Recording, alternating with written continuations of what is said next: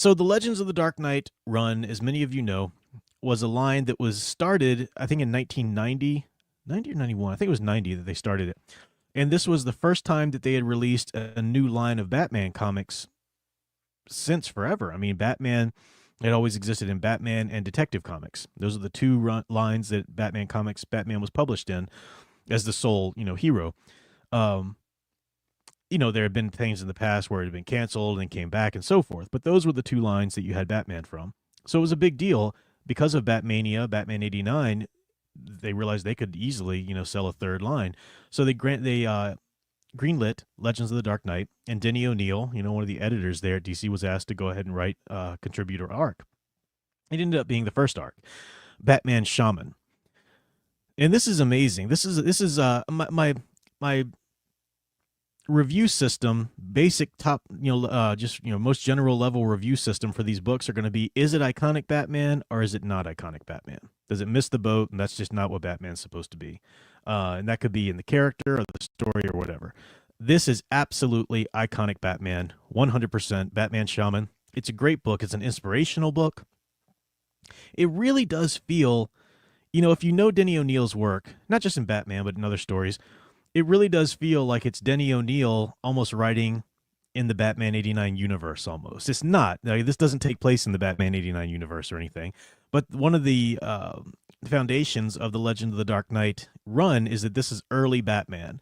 Not necessarily year one, year two. They're not really hard, pressed going into all of that. I guess it's, this one's certainly year one because we see him literally come back to Gotham City after training and deciding that he wants to dress as a bat and so forth. And this does coincide a little bit with the Batman Year One comic, the one good Frank Miller Batman comic that exists.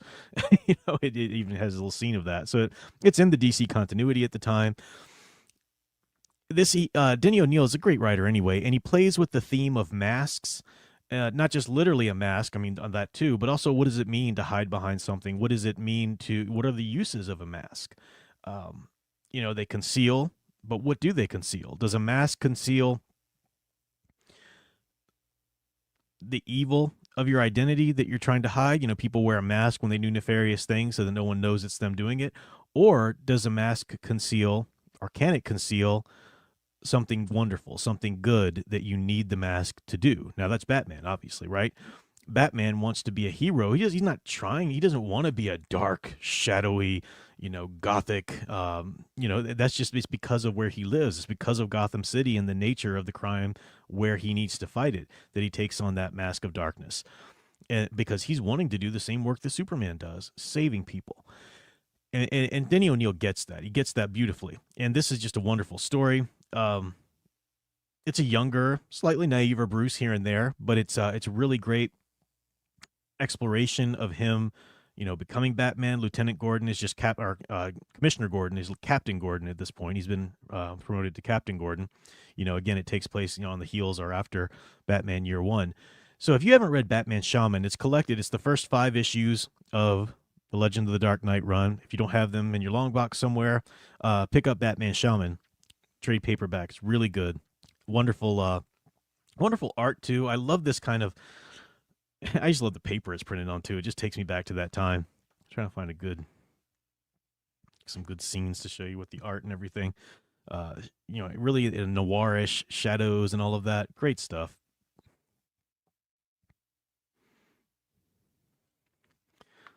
Love that. That's just great.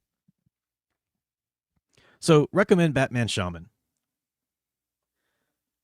Next up I think it was the next one in terms of the issues and the trade paperbacks. The light in here is so bad I can't confirm that right now, but I'm pretty sure this became the next one. Grant Morrison's Gothic. As I said a little bit last time, I don't get the appeal of Grant Morrison. I really don't. I think at his best, he has some great ideas. All-Star Superman with some great ideas, but even in something that's only sometimes. Sometimes his ideas are garbage. But even when he's got his best ideas, he can't string them together in a coherent story. It's just, let's skip from this idea to that idea. Like, whoa, what about character development? What about plot pacing? What about making this work as a coherent narrative by the end?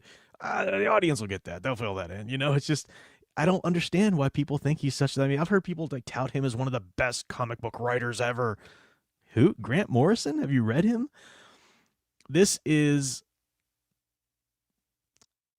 the character of Batman. I'll say this for it. The character of Batman is fine. You could say that the character of Batman is iconic.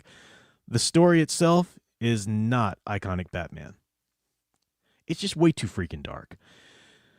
This was the 80s, right? Or 90s at this point. Everybody, this was by now, The Dark Knight Returns had firmly entrenched itself in the minds of all Batman writers, and they were trying to go dark, dark, dark, dark, even though that story was never supposed to be canon.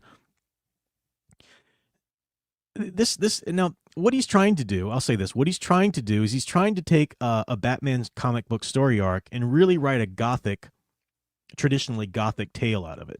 So we talked about the Gothic on my channel this last October, and what a Gothic novel is, and really delved into all the definitions of that. And he really is trying to do that, and he deals with a lot of the tropes of it and everything. Right out the gate, though, he's way too freaking dark. I mean, a Batman book opens with this guy being tortured, and these people burn him to death and then tell him that his wife and daughter are sold into sex slavery. And then he dies. Batman never shows up to save him. No, this is just us introducing our villain. That's too dark. That's too dark. That's like Punisher level dark. That doesn't need. Dark things can happen to people in a Batman story. I mean, the Joker does some horrible things to people. And Batman doesn't, he's not able to save every individual in Gotham City. No. But just, come on, that was just like gratuitous out the gate. Well, he's trying to establish that this is really the depravity of that villain. No, you don't need to do that. You could have done it a million other ways. This was Grant Morrison just glorying in how dark he could get. And the thing about a Gothic novel is Gothic novels aren't all about the darkest, they're not snuff, pieces, for crying out loud. Then he introduces so many supernatural elements. Like there's a guy who made a deal with the devil, and the devil comes to collect. And the guy's trying to, get out of this deal with the devil he made. Now, those are great. I don't mind a story like that if it's done well. Does that fit into the Batman universe well? I mean, you have to be very careful when you start dealing with the devil and God and angels and like that in the DC and DC universe. It is done, okay? I'm not saying it's never been done. It's done in the Marvel and DC universes.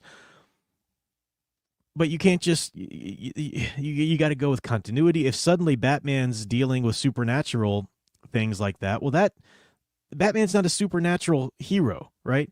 I mean, think about his villains. Even Ra's al Ghul has the Lazarus Pit. There's almost like a science fiction-y element to that. Even Solomon Grundy is more of a science fiction Frankenstein-like villain than straight up, rising from the grave zombie. I mean, some stories, push it like that and this and that, but it's just to go straight up, into the supernatural, not even hinted at, but just straight up supernatural, and it's so terribly dark. It's just not a fun read. If you were really into the Gothic novels and you just wanted to see how he did this, I mean, you could read it, whatever. To me, it's just saying it's by Grant Morrison is enough to explain it right there. Grant Morrison's just not it. I don't understand why in the world he gets so much love. I just don't understand that man. He took a dump all over Wonder Woman. He's the one that gave us Damian Brat Wayne. And he writes Batman just so oddly. He's another one of those like Alan Moore, we got to get as occultish as we can, kind of things. It doesn't work. It doesn't fit. But that's me. I agree. Gentle Savage, you put it wonderfully. It feels like Grant Morrison just writes whatever immediately comes into his head or whatever he sees in his drug trips. I know. And some editor okays it. Like, did you submit this to an editor at all, bro? I mean, his work, I do not get it. I'm glad you guys agree with me, because some people would just like want to slit my throat for daring suggest that Grant Morrison is the greatest. Blah, blah, blah. And like I said, even the things that I would enjoy reading, like the All-Star Superman, is only because I enjoy the Superman moments in it. It's a horribly written story, but the moments are great, Yeah, AL, he just wants to be edgy, This was that time for it too, So that was the first two, Shaman and Gothic. Shaman, thumbs up. Gothic, thumbs down. The next one I talked about last time, so you already know what I think about it. Batman Prey by Doug Moench. This is unbelievably iconic Batman. It's probably I'd missed this one back in the day, and I read it now, and it's probably one of my favorite Batman stories I've ever read. It's the introduction of Doctor Strange in this timeline here, and this is Batman. This is a writer who gets Batman, at least with this book. I haven't read all of his stuff. Strange is somebody who gets into the psychology of things, even more so than Dr. Crane, obviously. Strange is somebody talking about the Shadow. He hates Batman, but desperately wants to be Batman. And he's mad that Batman's better than him, that he can't be Batman, so he wants to take down Batman. And I said last time, I'll talk about just Prey first. I'll give a nod to Terror, which is the other run, which actually takes place a little farther along in the line of Legend of the Dark Knight, but it is still the same writer, and it's a continuation of the Strange story. So, as I said last time, there's a scene. Strange is just he's so twisted. Here he is. He's got a sex doll that he sits with because the sex doll's like the audience, a captive audience, that and he gets mad because the sex doll has a smile on her face and like, stop laughing at me, and repeatedly, and has to like put masks on her and so forth. And it's twisted, but it's Doctor Strange perfectly from the comics. As I said last time, though, there's a moment in it where Strange, one of his machinations, really does wound Batman psychologically a bit. And Batman's trying to ignore it. He's like, no, I know what he's doing. I'm not going to let him get to me. I just need to focus on what I do. I need to focus on building up the trust of, because he's got Captain Gordon is 100% on his side, but he needs to get the trust of the city and get the trust of the police officers. So he's not always having to fight both the police and the criminals, right? He's not that he should ever be in the comics anyway. He shouldn't be like a duly deputized, agent of the law like in Batman 66 or anything. That was great for Batman 66, but not for the comics here. But there's a fine line in between. So he's trying to gain the trust of both the police force and the public in general while combating, the evil that's going on in these criminals. The mayor's daughter is kidnapped at one point, and they want to put Captain Gordon in charge of an anti-vigilante task force, So a lot of cool things happen in it. But there's that one scene that I mentioned last time in which, and I won't give you the details because I won't want to ruin it for you if you read it yourself, but Strange finally gets to him in some way. And he says the cave, the darkness. He goes into the cave and he tells Alfred, I'm not coming out. He says, it's too dark to read in here. I wish I could just read the text to you. But he says, I need the cave. I need to go back to where the dream began. I need that place to heal me. And that's in the cave, right? With the bats and everything like that, getting the idea to fulfill this promise he made to his parents at their deaths, via the mask of a bat. And he stays there until he's whole, and he comes out. And he's fine then, and he's able to go, continue fighting. And I talked last time about what a wonderful message that is. To because the world's always going to try and tear you down and try and whatever purpose or a thing that you find your identity in terms of nobility, when it's an altruistic thing, when you're really trying to, you found your calling in the world, the world is going to be full of people who come around you and try to tear that down and say, no, you're not good enough for that. You shouldn't be doing that, blah, blah, blah. And you have to consistently go back to the place where where that dream was birthed, where that dream began. You got to keep going back to that place to draw from that initial fount of inspiration. And actually that could be prayer for somebody spiritual, but just even, artists and writers and people who are creative, and you've got a vision, you've got, inspiration that only you can give the world, no matter what your medium is. You got to keep going back to it. You got to keep going back to that place and renewing yourself with that mission, with that vision, with that art, to give that to the world, because only you can. You need to get good at it. You need to there's that great saying by Ira Plato, which is like, look, every artist, writer, whatever, you can apply it to anybody. He's talking about writers. Everything you write is going to be crap at first. And it's going to be crap for a long time. And you just need to accept that and be okay with it, that it's crap. And especially in today's world of self-publishers, you need, whoa, step back. What you're writing is crap. Give it a long time before you really get somewhere with it.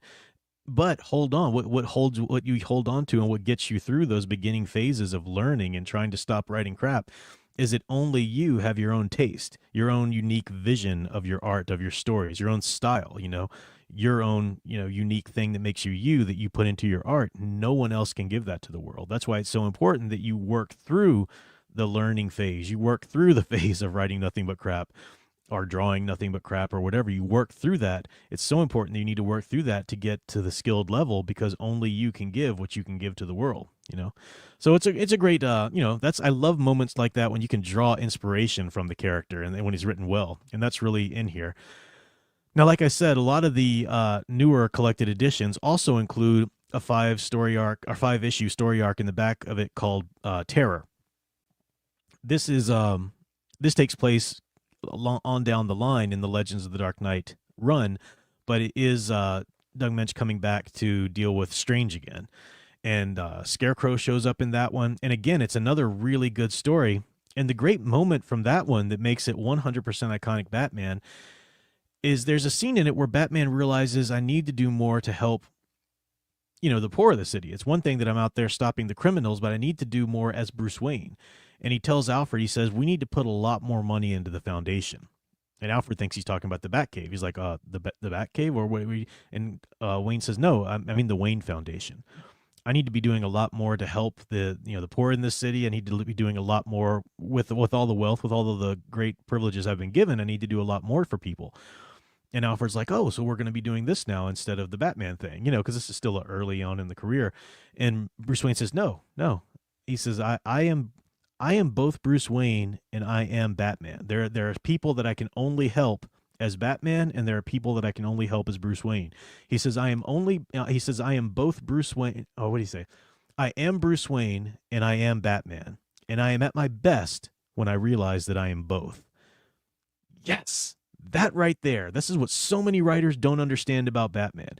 They just want to portray him as he hates being Bruce Wayne. He's only truly him when he puts on the mask and he can go crazy in the dark and blah, blah, blah. And Bruce Wayne's just an act. It's just an act that he has to do. I hate that. That's ridiculous. I mean, yeah, he has to play the playboy billionaire every now and then or whatever. Fine. But that's not the be-all and end-all of Bruce Wayne. That's what I loved about Michael Keaton's portrayal of Batman in the Burton films, was that he wasn't playing some psychotic, divided psyche individual. He was both fully Batman and both fully Bruce Wayne at all times. And sometimes you could see one kind of take control and come to the forefront more than the other, but he was fully Bruce Wayne and fully Batman, no matter whether he's wearing the cowl or not. And that's the real character. And this book gets it. So even Batman Terror, the sequel to Prey, is a great one. So pick up this one. This is a highly recommend. I would recommend you read this, even probably more than Shaman, although I love Shaman. So we had Shaman, iconic Batman, Gothic, not even close. Prey, definitely iconic Batman. Now, let me get to the last one I'm going to talk about tonight, which is Venom. We're returning to Denny O'Neil. And you guys had asked me about this last week, and I said, it's been so long since I read that. I mean, I know, because if you're a Batman fan, this is such an important piece in the overall canon and continuity, especially once you start getting into Bane and whatnot, that you got to know sort of the gist of what goes on in Venom. And I knew that, but it had been so long since I read it, I didn't want to say much until I reread it, because I don't think I'd read it since it came out back in the 90s,